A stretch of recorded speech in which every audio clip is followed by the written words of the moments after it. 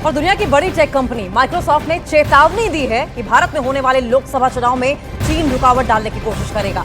चीन ने ऐसा ही कुछ जनवरी में ताइवान में हुए चुनाव में भी किया था। माइक्रोसॉफ्ट की थ्रेट इंटेलिजेंस टीम ने कहा कि चीन आर्टिफिशियल इंटेलिजेंस के जरिए वोटर्स का पॉलिटिकल पार्टियों की तरफ झुकाव बदलने या फिर उन्हें भटकाने की कोशिश करेगा। चीन सोशल मीडिया पर ऐसा कंटेंट पोस्ट करेगा जिससे कि चुनाव के दौरान जनता की राय चीन के पक्ष में हो सके। बॉर्डर विवाद के चलते भारत में पड़ोसी देश के तौर पर चीन की छवि अच्छी नहीं है। चीन पोस्ट के जरिए छवि बदलने की कोशिश करेगा। थ्रेट इंटेलिजेंस टीम के मुताबिक चीन समर्थित साइबर ग्रुप्स नॉर्थ कोरिया के साथ मिलकर 2024 में होने वाले कई देशों के चुनावों को निशाना बनाने वाले हैं। चीन यही हथकंडा अमेरिका के राष्ट्रपति चुनाव में भी इस्तेमाल करने की कोशिश कर रहा है।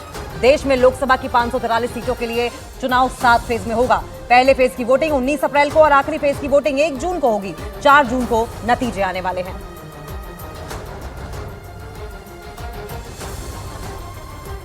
और माइक्रोसॉफ्ट के मुताबिक चीन एआई तकनीकी का दुरुपयोग करके भारत में चुनाव पर असर डाल सकता है। भारत में लोकसभा चुनाव के दौरान चीन की तरफ से हैकिंग भी की जा सकती है और इस साल भारत, अमेरिका और दक्षिण कोरिया समेत करीब 70 देशों में चुनाव हैं। चीन अपने हितों के लिए एआई से कंटेंट बनाएगा और लोगों तक पहुंचाएगा। चीन की साइबर ग्रुप वाली साजिश में उत्तर कोरिया की भूमिका भी अहम रहने वाली है।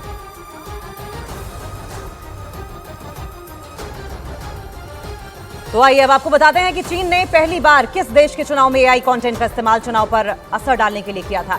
माइक्रोसॉफ्ट के मुताबिक जनवरी 2024 में ताइवान के राष्ट्रपति चुनाव को अस्थिर करने के लिए एआई सामग्री का भी उपयोग किया गया। ये किसी विदेशी चुनाव को सरकार समर्थित एआई जनरेटेड कंटेंट से प्रभावित करने की पहली कोशिश थी। मीम्स, वीडियोस और ऑडियो को बढ़ाने में चीन इस तरह का प्रयोग लगातार करता आया है।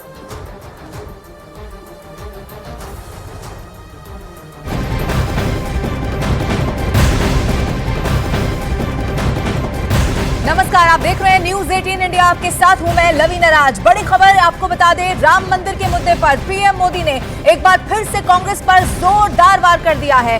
पीएम मोदी ने राजस्थान के अजमेर में एक चुनावी सभा में कांग्रेस पर निशाना साधा है। उन्होंने कहा कि कांग्रेस ने न केवल अयोध्या में राम मंदिर बनने का विरोध किया है, बल्कि राम के मंदिर की प्राण प्रतिष्ठा में जाने वाले अपनी पार्टी के नेता को सजा दे दी है।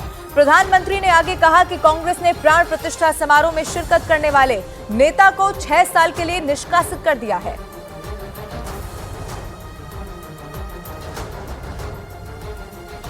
चलो भाई, राम मंदिर बन गया, लेकिन उसकी प्राण प्रतिष्ठा में जाने का विरोध करना ये शोभा देता है क्या? इतना ही नहीं, अगर कोई प्राण प्रतिष्ठा में आ गया तो उसको कांग्रेस पार्टी से 6 साल के लिए निकाल दिया। क्या इस देश में ऐसा हो सकता है भाई? प्रभु राम के बिना आप देश की कल्पना कर सकते हो? हमारे यहां तो सुबह शाम मिलते हैं तो राम राम सा करके शुरू करते हैं भाई, और अंतिम विदाई में भी राम बोलो राम से ही जाते हैं जी। उस राम के खिलाफ इतना गुस्सा मेरे दिमाग में नहीं बैठ रहा है भैया। प्रभु राम अपने घर विराजे, और ये रामनवमी आ रही है, सज धज के लोग मनाने वाले हैं। हम देखते हैं कितना विरोध करते हो। मंत्री स्मृति ईरानी ने भी राम मंदिर को लेकर कांग्रेस पर जबरदस्त हमला किया। हमने वो दिन देखे हैं जब हम कहते थे आंदोलन के वक्त मंदिर वही बनाएंगे, और कांग्रेस वाले मजाक करते थे तारीख नहीं बताएंगे।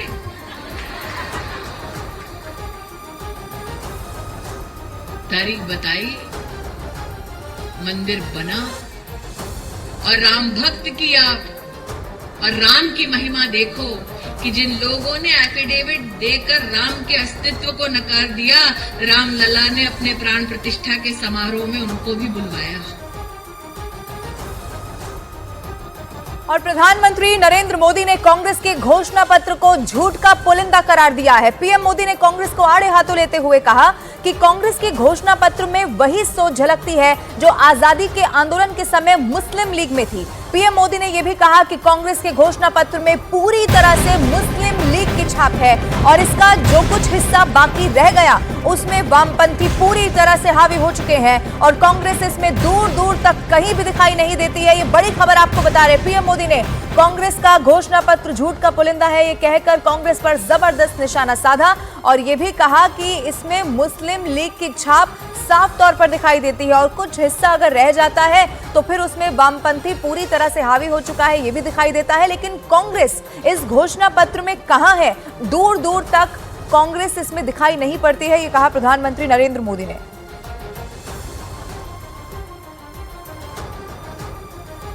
कांग्रेस ने जिस तरह का घोषणा पत्र जारी किया है उससे साबित हो गया है कि आज की कांग्रेस आज के भारत की आशाओं आकांक्षाओं से पूरी तरह कट चुकी है।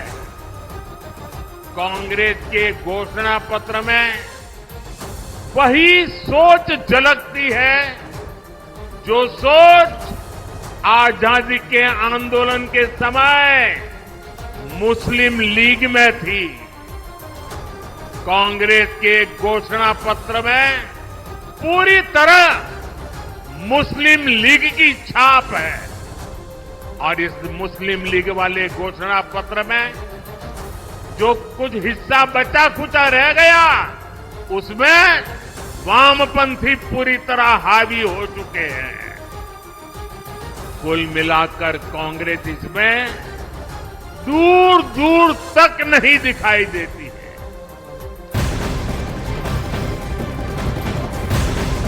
तो कुल मिलाकर अगर आप देखेंगे तो बीजेपी ने कांग्रेस को मैनिफेस्टो पर जमकर यहां पर घेरा है। लोकसभा चुनाव का परवान चढ़ने के साथ साथ कांग्रेस के अरमान मुस्लिम लीग के फरमान के रूप में उनके घोषणा पत्र विचार और उद्देश्य में जिस रूप में दिख रहे हैं, ये देश की राजनीति के लिए एक खतरनाक संकेत है जो किसी भी कीमत पर, सत्ता आने का तो सवाल ही नहीं है, किसी भी कीमत पर राजनीति में अपना स्थान बनाने की नाकाम हसरत के लिए किए जाने वाला एक खतरनाक प्रयोग है। और प्रॉमिसेस ऐसे दे रहे हैं जो इम्प्लीमेंट करने में बजट में तो इतना घाटा होगा, पैसा बचेगा ही नहीं।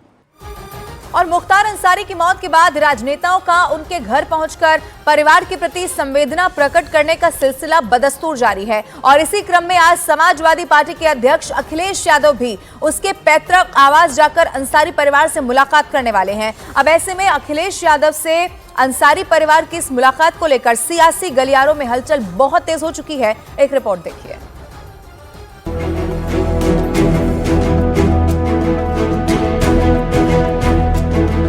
मुख्तार अंसारी की मौत के बाद कई विपक्षी नेताओं का उसके घर पहुंचकर परिवार से मिलने का सिलसिला जारी है। इसी क्रम में एआईएमआईएम नेता असदुद्दीन ओवैसी के बाद अब अखिलेश यादव भी आज अंसारी परिवार से उसके पैतृक गांव जाकर मुलाकात करने वाले हैं और उसकी कब्र पर भी जा सकते हैं। लेकिन अखिलेश यादव का एक माफिया की मौत पर उसके परिवार से मिलना और उसे श्रद्धांजलि देना सियासी गलियारों में चर्चा का विषय बन गया है। राम मंदिर का विरोध करने वाले अखिलेश का डॉन की कब्र पर जाकर फूल चढ़ाना भारतीय जनता पार्टी ने वोट बैंक की राजनीति बताया।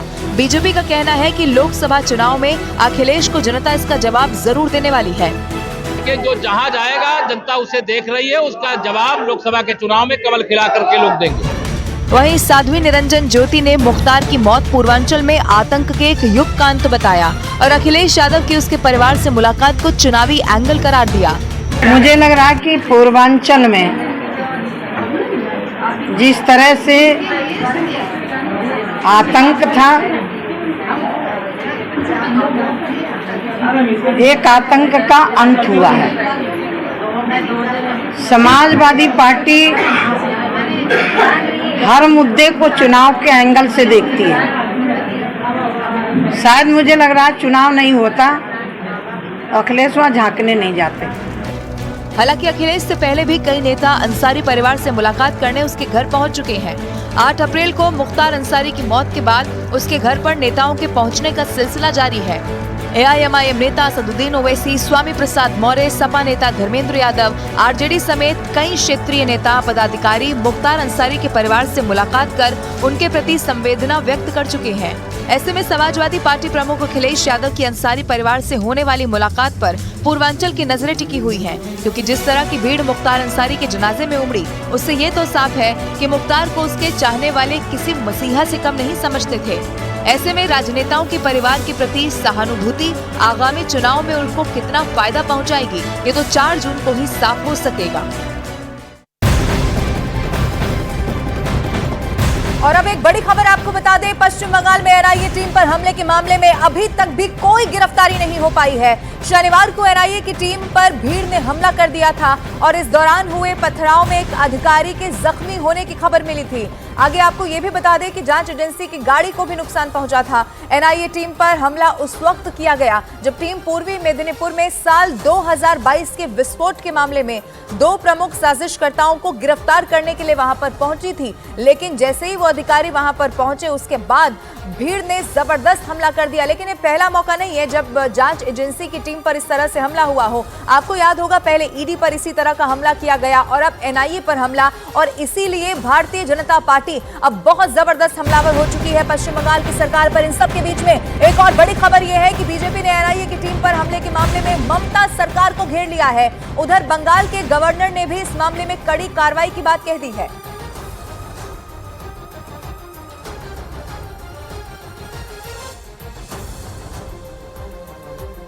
बंगाल से बार बार इस प्रकार घटना देखने को मिलता है जहां देश विरोधी शक्तियों का हाथ लगता है। संदेशखाली में हमने देखा है ईडी के ऑफिसर को घेर करके मारने का प्रयास हुआ, क्योंकि किसी एक भ्रष्टाचारी को पकड़ने के लिए गया था। उसी प्रकार भूपति नगर में पूर्व मेदिनीपुर में एक ही घटना हुआ है, वहाँ भी और एनआईए ने किसी बम विस्फोट के सिलसिले में किसी को पूछने के लिए गया था, तो जनता ने घेर के उनको मारना शुरू किया। ये कोई एक सामान्य घटना नहीं है, अचानक हो गया ऐसा नहीं है, इसके पीछे पूरा योजना है। I am aware of that. Strong action will be taken. This tendency of intimidating the investigating agencies is deplorable, will not be allowed, cannot be allowed. We will deal with it with an iron hand. वहीं सूत्रों के हवाले से खबर यह भी है कि बंगाल में एनआईए की टीम पर हमले पर चुनाव आयोग ने रिपोर्ट मांग ली है। बंगाल के मुख्य चुनाव अधिकारी और जिला निर्वाचन अधिकारी से रिपोर्ट मांगी गई है। एनआईए की टीम मेदिनीपुर के भूपत नगर में दिसंबर 2022 के विस्फोट के एक मामले में आरोपियों को हिरासत में लेने के बाद लौट रही थी और उसी वक्त शनिवार को यह हमला हुआ। लेकिन इस पर अब मुख्य चुनाव अधिकारी से रिपोर्ट तलब की गई है। एक तरफ आप देखिए, पश्चिम बंगाल में रेड करने गई एनआईए की टीम पर लोगों ने हमला कर दिया। अब इसमें आरोप यह है कि हमला टीएमसी के कार्यकर्ताओं ने किया है। भीड़ ने एनआईए की गाड़ी को भी बहुत नुकसान पहुंचाया है और आरोपियों को बचाने की कोशिश हुई है।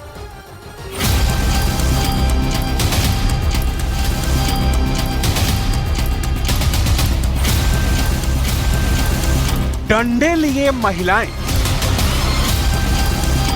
सीआरपीएफ से महिलाओं की धक्का मुक्की और गाड़ियों के टूटे हुए कांच। ये हाल हुआ है कलकत्ता हाईकोर्ट के आदेश के बाद बंगाल में आरोपियों को गिरफ्तार करने गई एनआईए की टीम का। क्या हुआ, कैसे हुआ, ये सब कुछ हम आपको बताने वाले हैं। लेकिन सबसे पहले देखिए, बंगाल में जब कोई सेंट्रल एजेंसी कार्रवाई के लिए जाती है तो क्या होता है। गाड़ी के शीशे चकनाचूर कर दिए गए, महिलाओं की भीड़ को सुरक्षा एजेंसियों के सामने खड़ा कर दिया गया और फिर शुरू हुई सेंट्रल एजेंसियों की कस्टडी से आरोपियों को बचाने की कवायद। इन तस्वीरों को देखकर आप क्या कहेंगे? क्या इस भीड़ के दिल में आपको जरा सा भी कानून का डर दिखता है? शायद नहीं। ऐसा इसलिए क्योंकि शायद इन लोगों को पता है कि इनका कुछ नहीं होने वाला। इसीलिए जब भी पश्चिम बंगाल में केंद्र की कोई भी एजेंसी जाती है तो बवाल होना तय होता है। अब देखिए, आखिर बंगाल में इस बार हुए बवाल की जड़ में क्या था। यह मामला 2022 का है। इसी केस के सिलसिले में शुक्रवार को एनआईए की टीम पहुंची थी पूर्वी मिदनापुर के भूपति नगर इलाके में। एनआईए ने केस के सिलसिले में 2 मुख्य साजिशकर्ताओं को गिरफ्तार कर लिया गया था, लेकिन तभी वो हुआ जिसका डर था। एनआईए टीम पर हमला हो गया।